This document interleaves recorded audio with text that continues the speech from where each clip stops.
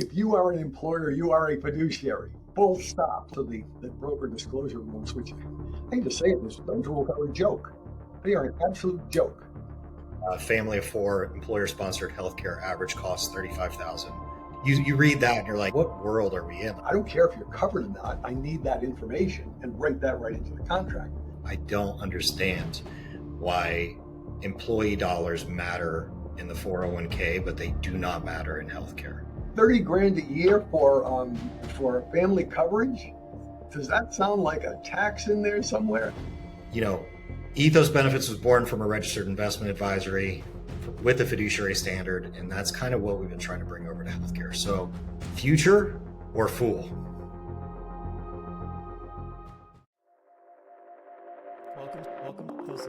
The Business of Benefits is your no BS, no sales guide to real solutions. No gimmicks, just the truth about how to take control, transform your benefits, and care for your most valuable asset, your people. If you're tired of the same old sales pitch and you're ready to rethink your benefits, this podcast is for you. The truth is out there. Are you ready to hear it?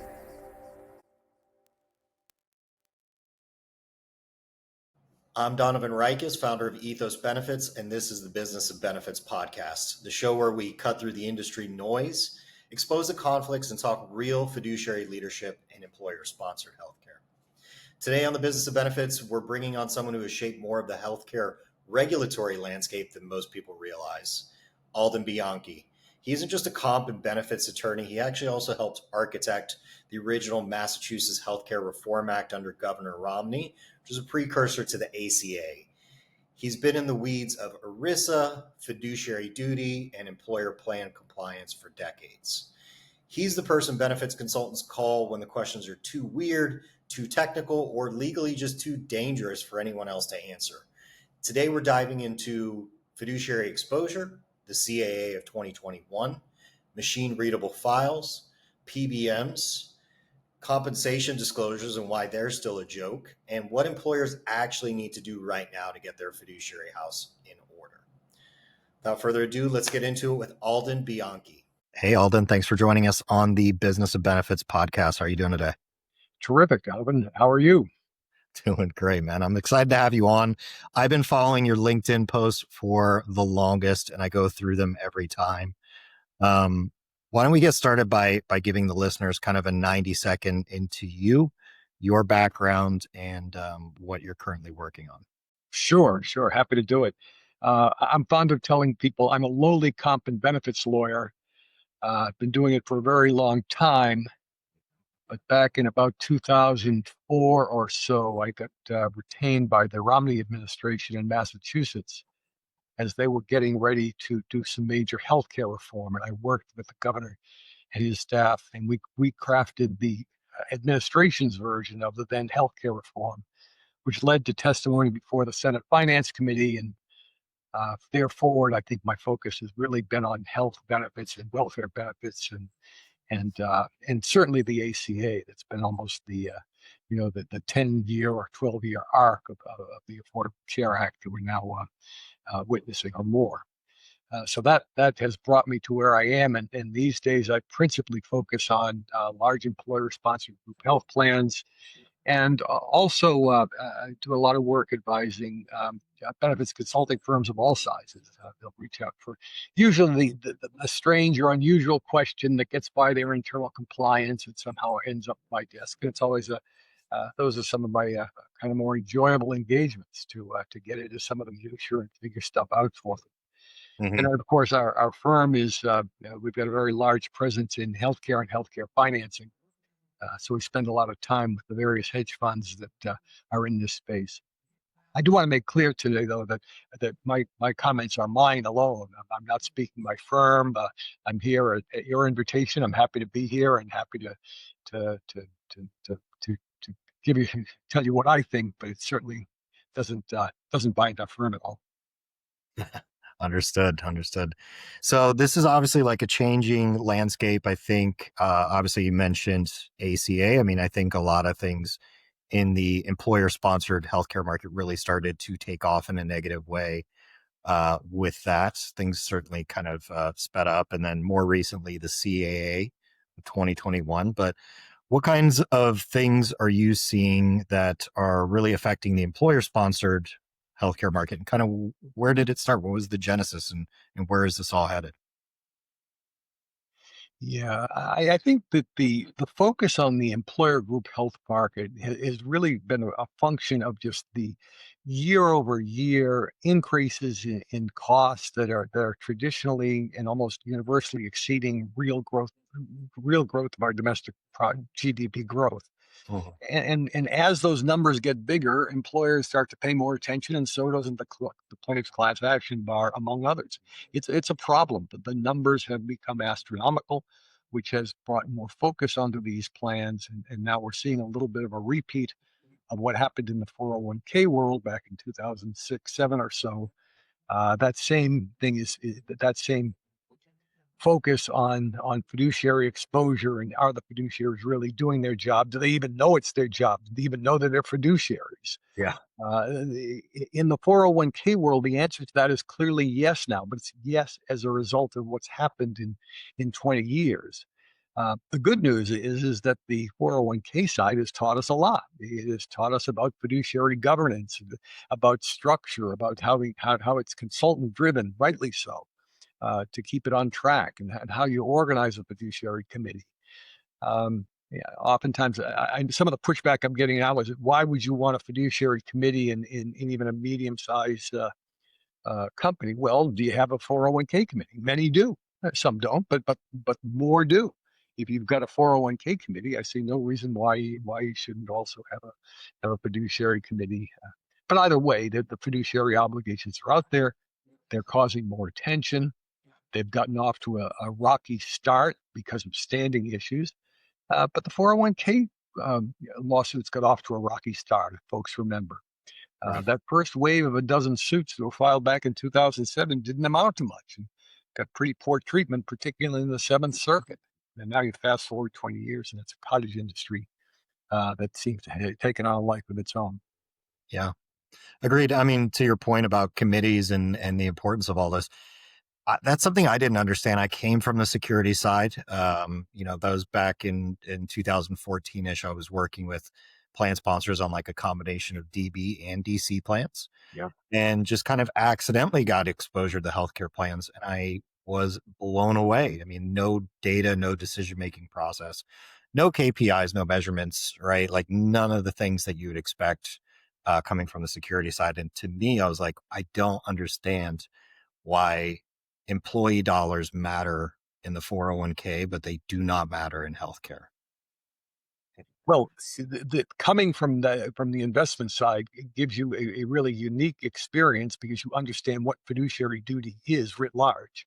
And if you understand it in the investment context, you understand it in every context, because fiduciary duty is fiduciary duty.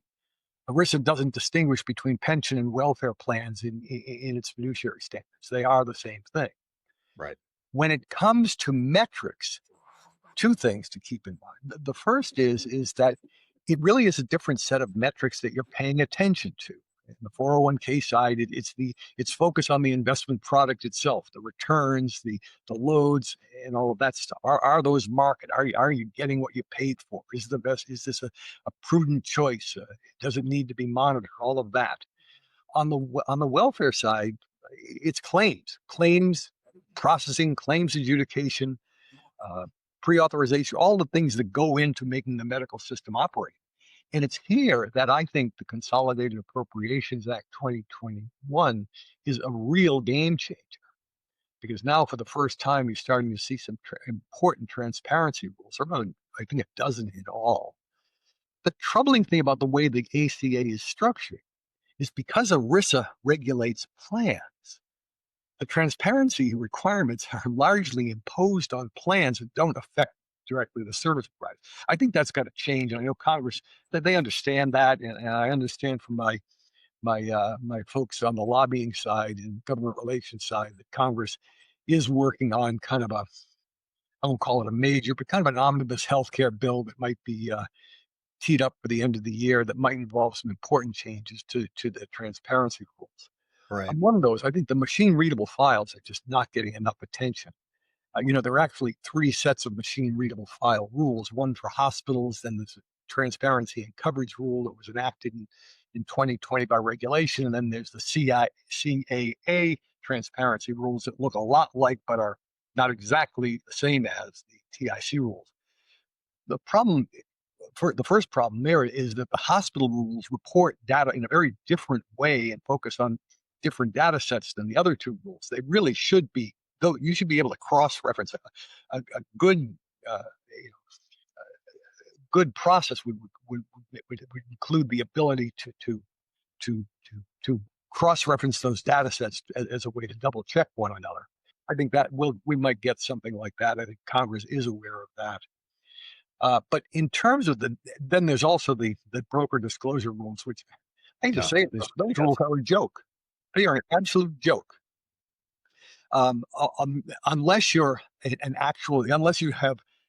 unless you're clearly a consultant, one of the big consulting houses, they almost have to cop to being consultants under the rule. Everybody else says, no, we're not covered by that. The ASO providers, we're not that. PBMs, we're not that. Well, I think the simple answer there, I'm not waiting for Congress. In the process of negotiations, we simply said, I don't care if you're covered or not. I need that information and write that right into the contract. But you got to got to get to the next renewal to do that. I think you made a great point. So like the CAA, I think was a good starting point in the sense that it laid out like, hey, these are the basics. These are the minimum. I look at them as like, these are the minimum things you need to do to be a prudent fiduciary, which I think is good. Yeah. But to your point, it didn't focus on the service providers. It also didn't focus on the brokers or consultants. So it really didn't move the market. So these plan sponsors are kind of out there with the least education in the healthcare supply chain, trying to navigate data that they're not getting and, advice that's conflicted and those minimum things. I mean, I think at least the attempt to get compensation disclosures is a good measure. But, here we are, 3-4 years later, and those compensation disclosures are a joke still. And it's because it's not mandated on the people who actually have licenses from the state to sell this stuff. Like, we are not mandated to give it, but the client is mandated to get it. So I think that piece could really use some focus to where it's like, no, in order to have your insurance license, you need to disclose every case, every time, especially in the employer-sponsored healthcare market, a 408B2B, right? And say, here's all my direct, indirect conflicts, all that kind of stuff. Well, and by the way, I want to be a little careful here. I referred to the rules as a joke, and they by and large are. There are some folks out there that are actually at least doing a credible job. I'll use an example. I think Mercer has a basic outline of its disclosures that's very good. I mean, but it's only a basic outline. I think it starts as a template that folks are then working from. But then in each individual case, you've got to go in and say, so for example, I think I encountered one recently where no override commissions were disclosed. And so you go back and you ask for it, all right. So how is it good? Well, because I think at least with all of the other, I mean, you have to look at it employer by employer and what they're actually selling. They would say, here's what here's the products we're offering. Here's what the loads are. They were all fairly spelled out pretty clearly. That part, the basic structure. I just went through one of theirs. It was 16 pages. And after reading all of it in the fine print, I could not determine any amount of compensation that they were receiving. Self-funded. Hidden behind enhanced care, ECC, enhanced carrier compensation, which is undisclosed, undetermined, when, why, how much. Market service revenue, undisclosed, undefined, undetermined. Equity interest in the carriers they represent. Like, that one right there killed me. So we go through 16 pages, all this fine print. There's no dollar amount that you could decipher when you get to the end of it.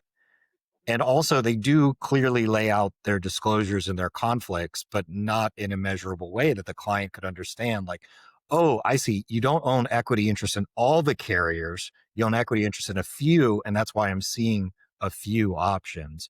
And that's why when I ask you for a PBM RFP, I'm not getting one.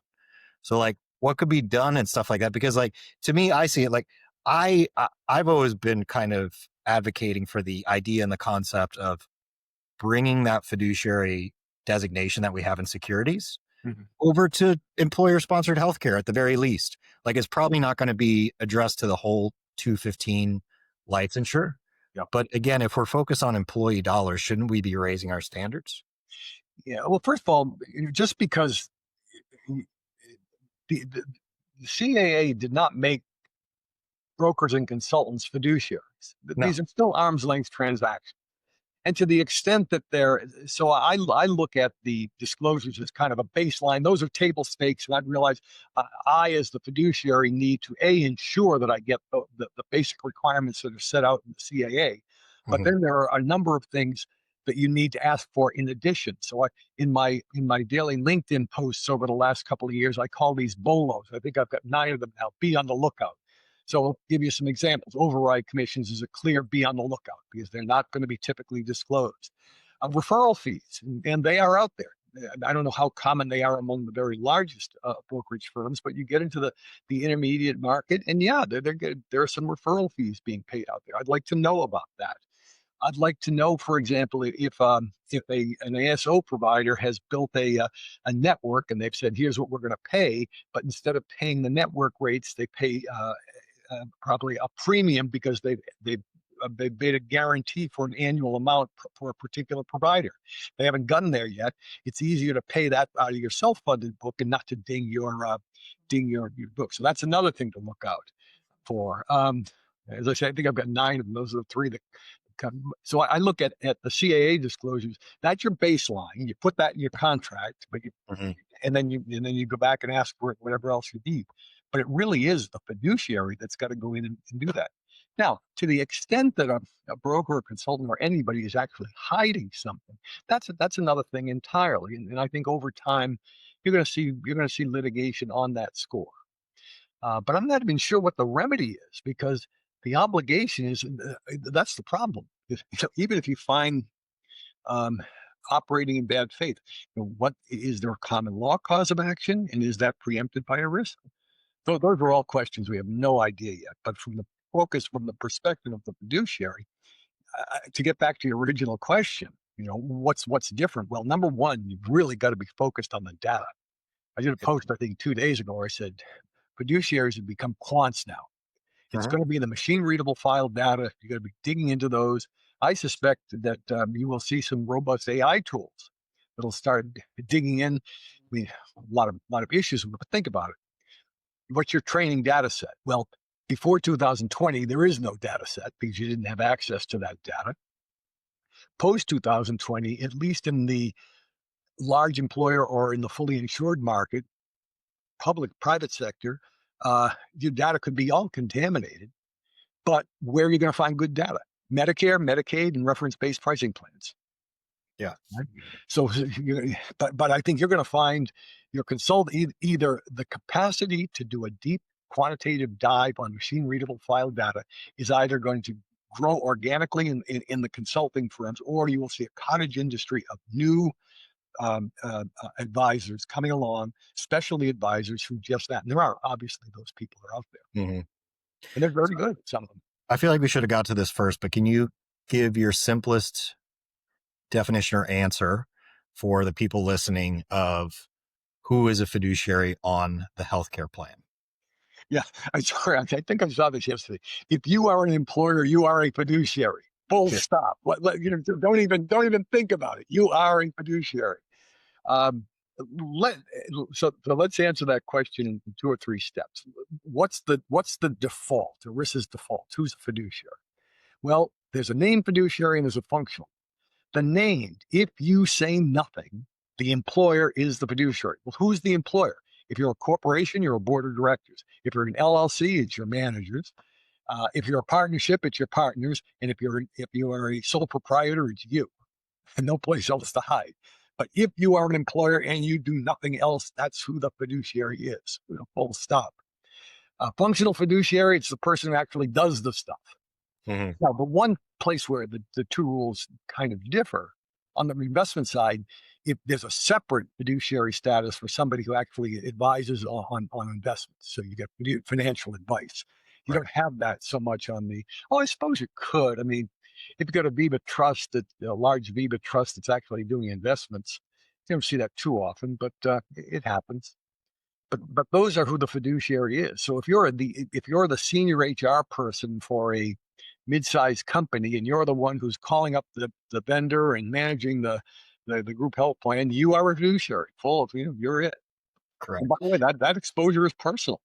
Yeah. So you So really want somewhere to get an indemnity. that's kind of how I address it as well. If I'm doing talks, like, uh, next week I have HR Florida and then Arizona, SHRM, um, as well. And the way I kind of address it is like, if you found it interesting to come into this session, it's because you have some kind of discretion over the administration of your healthcare plan. Congratulations. Yeah. You're a fiduciary to it. Yeah. Right. Yeah, and I'd give a quick shout. I think SHRM as an organization does a terrific job. Full disclosure, our firm is a member, but so is everybody else in the world. Sure. Yeah, we are as well. Yeah, For sure. All right. So we know who's the fiduciary. We've talked about the CAA a little bit. I'm sure you're dealing with a lot of the pushback that plan sponsors get when they're trying to faithfully kind of execute their duties under the CAA. They're obviously all important. What do you see as like the challenges and the common remedies for some of the stuff they're trying to get, whether it be, gag clause disclosures, RxDC reporting, comp disclosures? What are the common battles, and what's kind of the most important starting point for employers?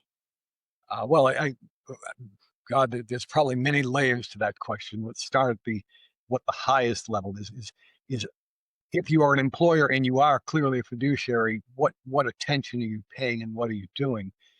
For many employers, particularly the very large one, the goal of the senior HR staff at all costs keep the CFO off the witness stand. All right, that's job one.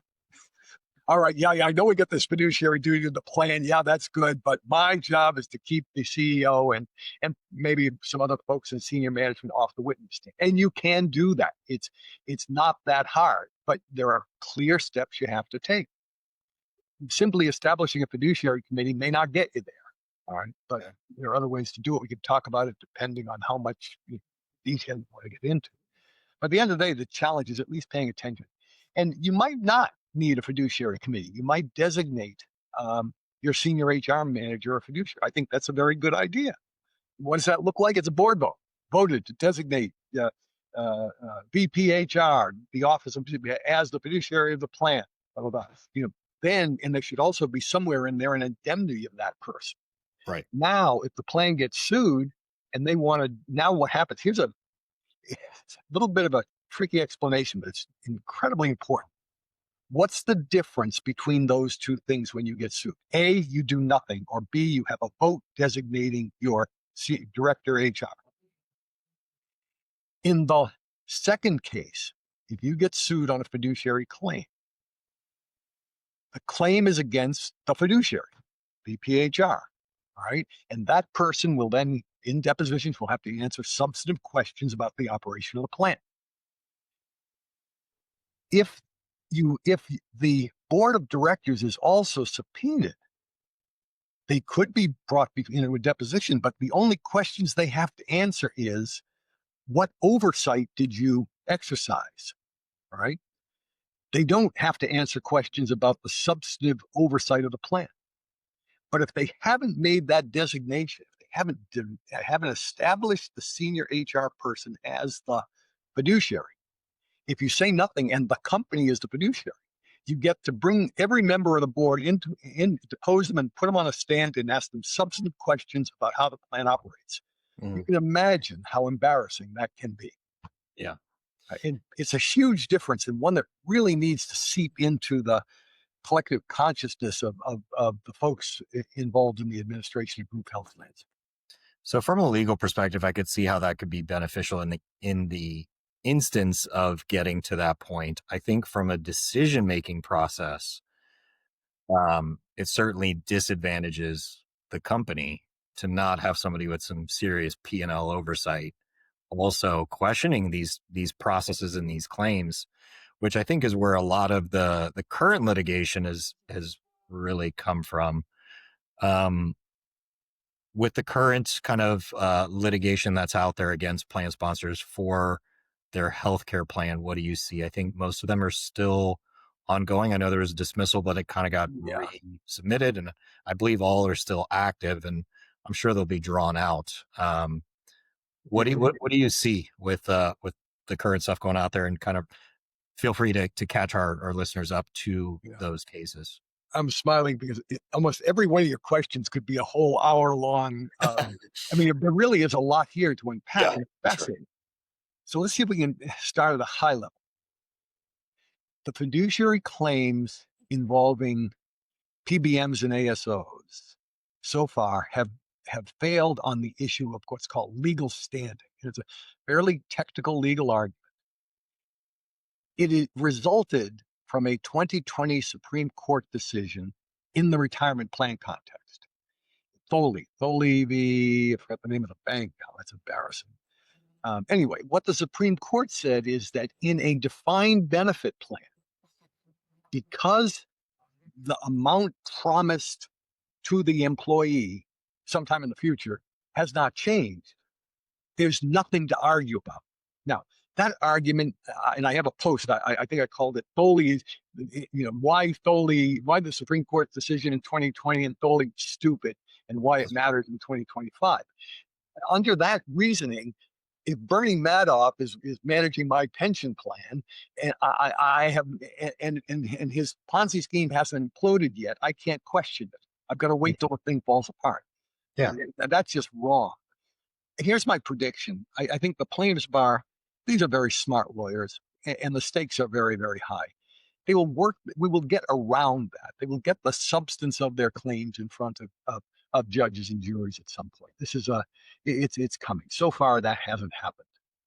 But there's some other problems. Even if you get over that bar, there's a whole other question about what remedies you can get under ERISA.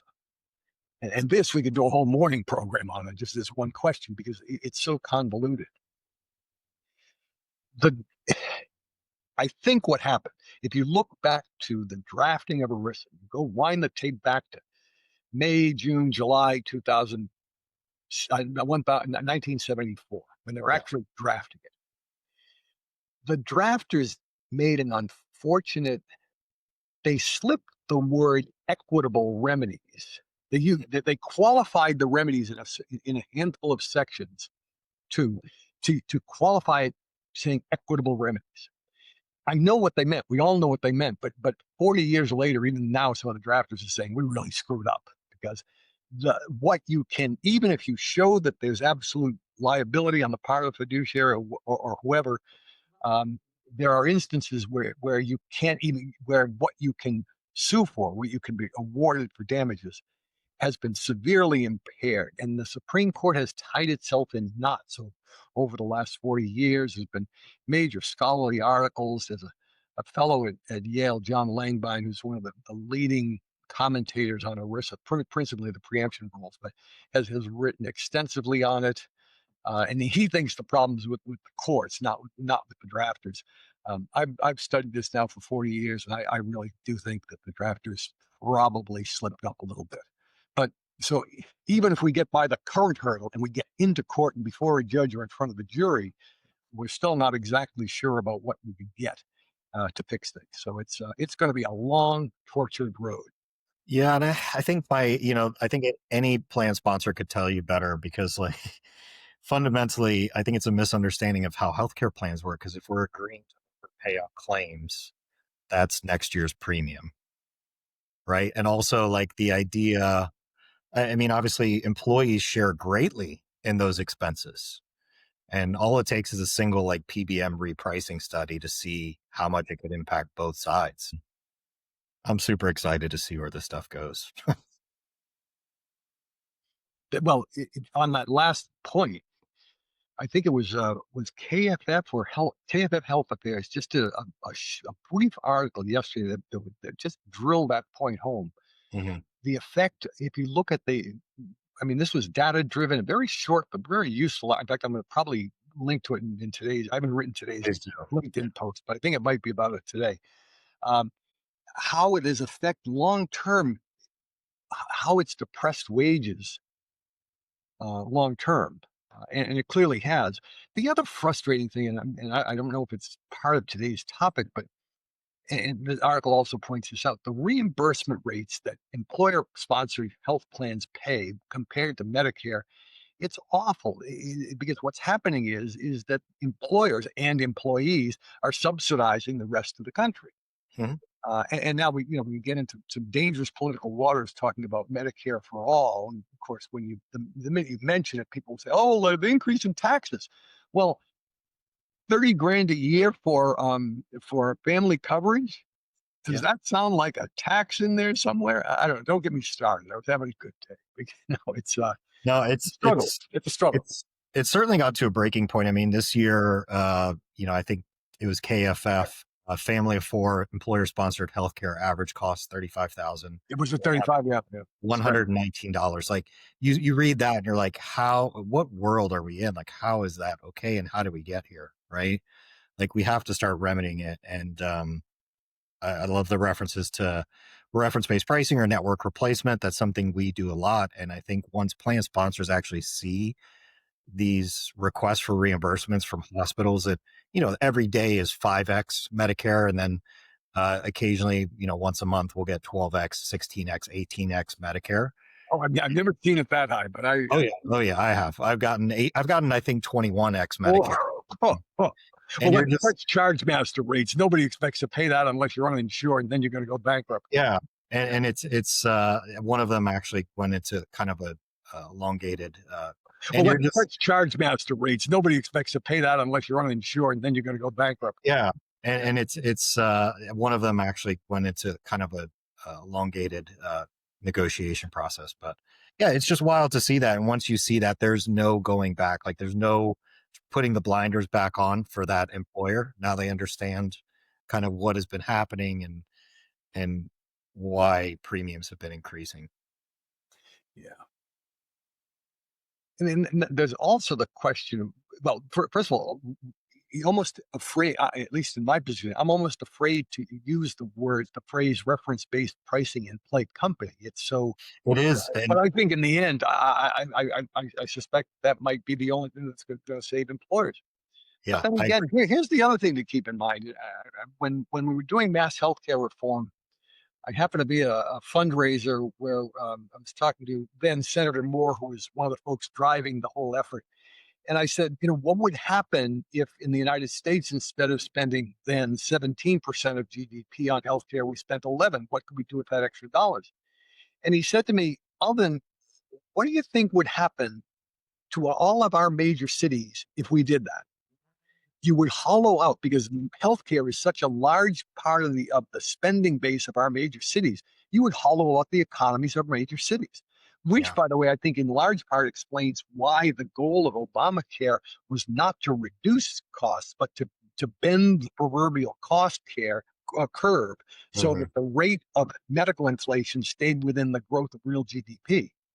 It was just a tacit admission that we're not going back to the next largest. Canada, I think at the time, was the second highest expenditures among the developed world for healthcare, and they were at 11, and we were 17. What would you do to the surrounding economy? It's like what would happen if you cut the defense budget in half? You would hollow out the economies of many U.S. cities. I've heard it referenced as a fifth of the economy, and I'm not sure how exactly what we're including. I'm sure we're including, insurance costs and everything, and also all healthcare providers, all RX, all, medical goods, but certainly a large piece. I do remember, and this was another vignette from around the time that we were doing when Obamacare was happening. The fellow who was at the time the director of the Massachusetts, what became the Massachusetts Connector, made a comment at lunch one day. He said, everybody's trying to blame the insurance companies. He said, if you took away all the profits from the insurance companies on running healthcare, you'd run the U.S. economy for 3 days. He says that, their cost plus, yeah, they're skimming a little bit here and there, but at the end of the day, the underlying drivers are just a very high medical costs under the hood.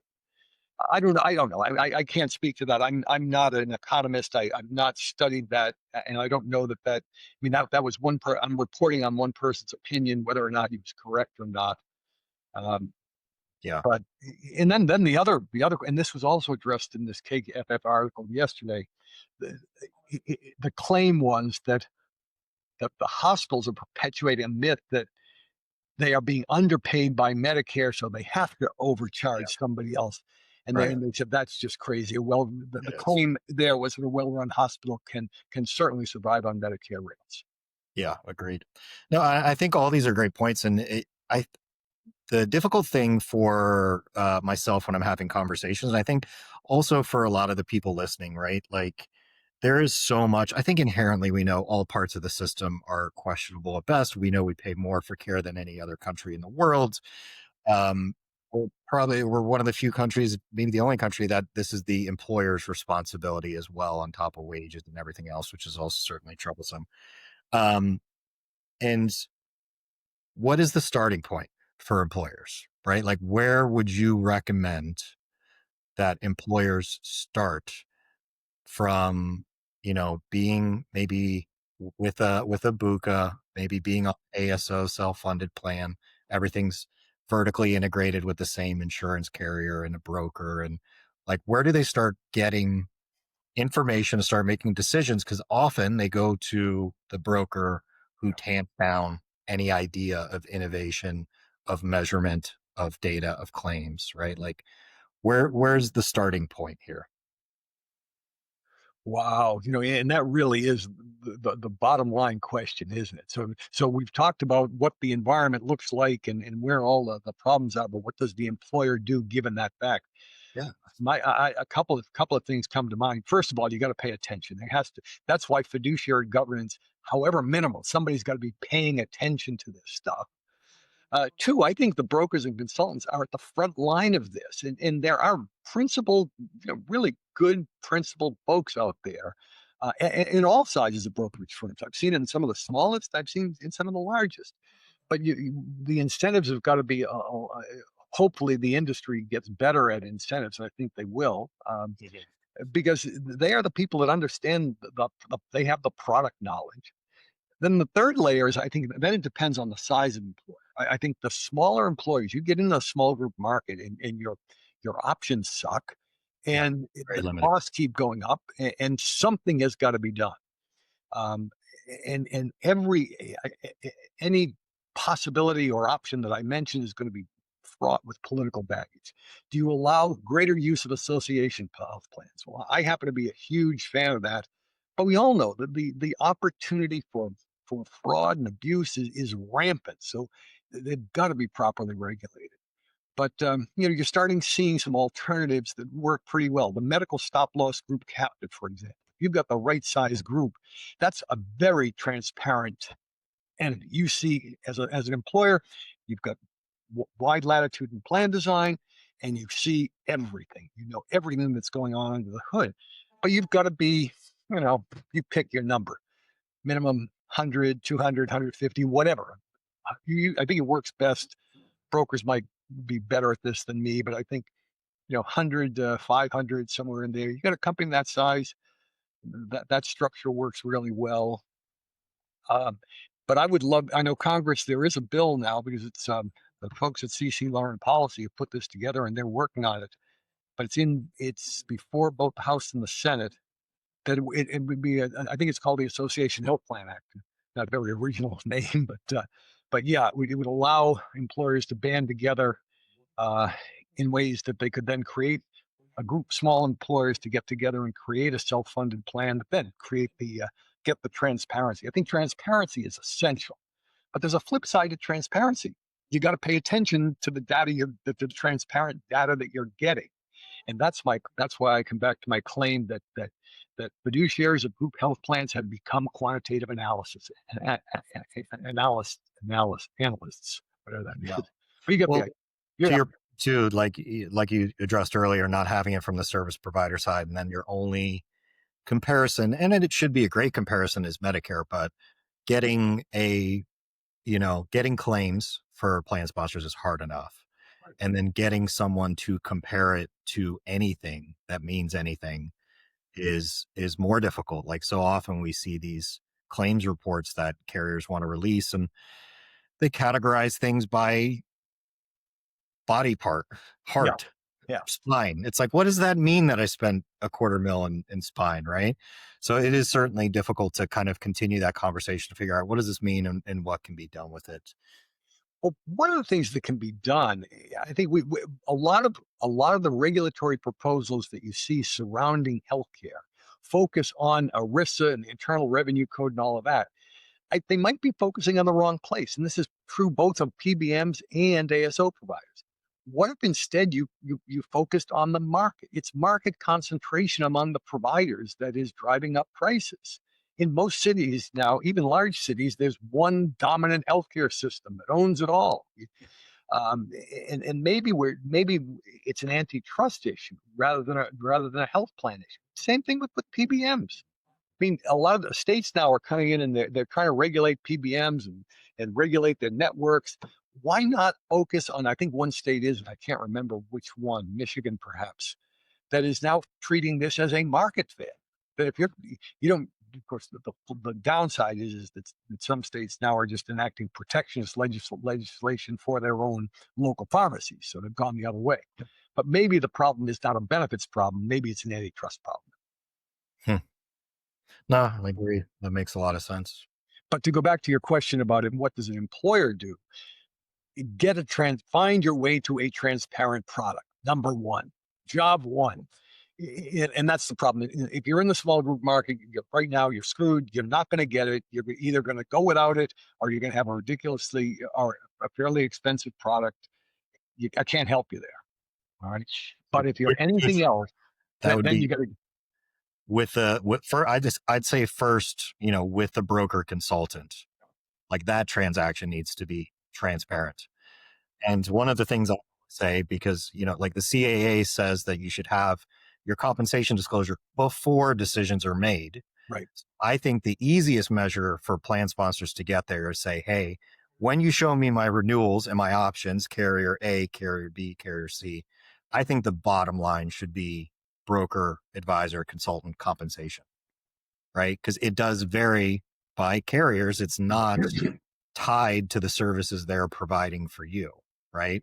And wouldn't you know it, most of the time, column one is going to be highest compensation for the broker consultant. Yeah. There's another dynamic here. We're talking about the canonical form of major medical group health plan, the kind you encounter in ACA exchanges and the like. And then the brokers and consultants that serve that space. We pretty much know, well, this might be an oversimplification, but we kind of know what the compensation is, what the market has demanded, what it will bear. Mm-hmm. I think there's post CAA, there probably is some transparency there. It could be better. There's a whole other world of benefits that fly under the radar. And these are things like the so-called MEC, minimum essential coverage, preventive services only plans involving hospital, the hospital fixed indemnity accepted benefit arrangements. There's a shadowy world of self-funded plans that promise, a pharmacy discount card, and you cover a couple of office visits. Those things, no one knows what the compensation is. It's a total mystery. They are and because they're not insured, you don't have the requirement to provide essential health benefits. So you can design all kinds of things. And then there's the truly abusive arrangements. You're seeing the double dipping schemes out there, and those are. But until the regulators and Congress get their act together, those are going to continue because there's no incentive to push back. Yeah.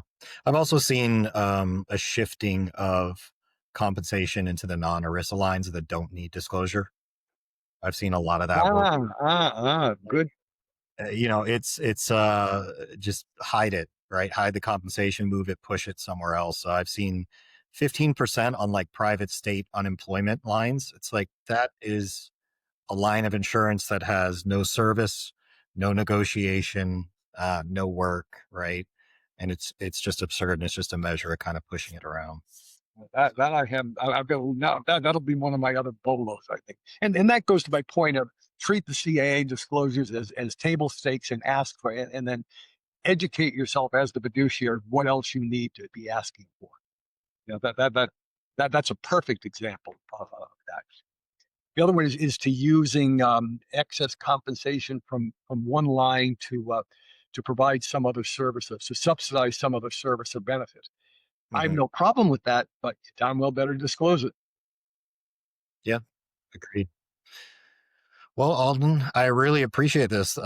Really enlightening talk. I love this topic. I'd love to have you on in the future as more things develop with these lawsuits. Any kind of parting thoughts for our plan sponsors out there? Yeah, I think I'd be aside from my, get your fiduciary house in order, look for gain of bias, transparency, and let's watch on the coming months whether or not Congress does something major on the healthcare space. If they do, it will probably could substantially enhance the transparency rules, fix some of the holes there. We didn't get into no surprise billing, but those rules are just crashed and burned. I mean, they just don't work. Yeah. So I think there's a lot coming. Personally, I'm watching the association health plans stuff with fingers crossed. I'd love to see it work out. But thank you so much for having me. I talk about this stuff all day. I guess I do, because that's you do. Yeah.